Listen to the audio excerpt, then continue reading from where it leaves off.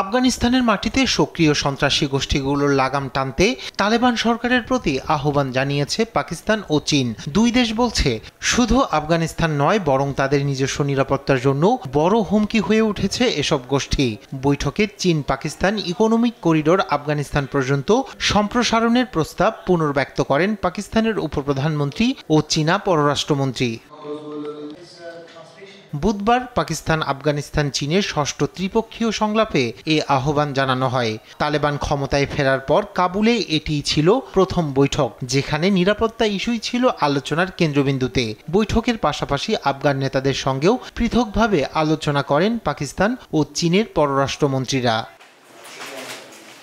কাবুলে আফগান ভারপ্রাপ্ত পররাষ্ট্রমন্ত্রী আমির খান মুত্তাকির সঙ্গে বৈঠকে পাকিস্তানের উপপ্রধানমন্ত্রী ও পররাষ্ট্রমন্ত্রী ইসাক দার ক্ষোভ প্রকাশ করে বলেন, সন্ত্রাস দমনের প্রতিশ্রুতি রক্ষা করছে না তালেবানরা।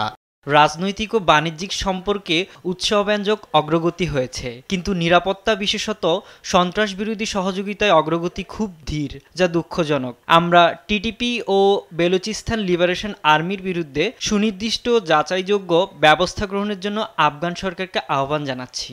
এদিকে জাতিসংঘের প্রতিবেদনে বলা হয়, 2021 সালের আগস্টে তালেবান ক্ষমতায় ফেরার পর আবারও জঙ্গিদের ঘাঁটিতে পরিণত হয়েছে আফগানিস্তান, যা গোষ্ঠীগুলোকে নিজেদের স্থিতিশীলতার জন্য সরাসরি হুমকি হিসেবে দেখছে পাকিস্তান ও চীন। এই আবহে চীনের মধ্যস্থতায় কাবুল ইসলামাবাদ সম্পর্কে কিছুটা অগ্রগতি এলেও পরিস্থিতি এখনও নিয়ন্ত্রণে আসেনি।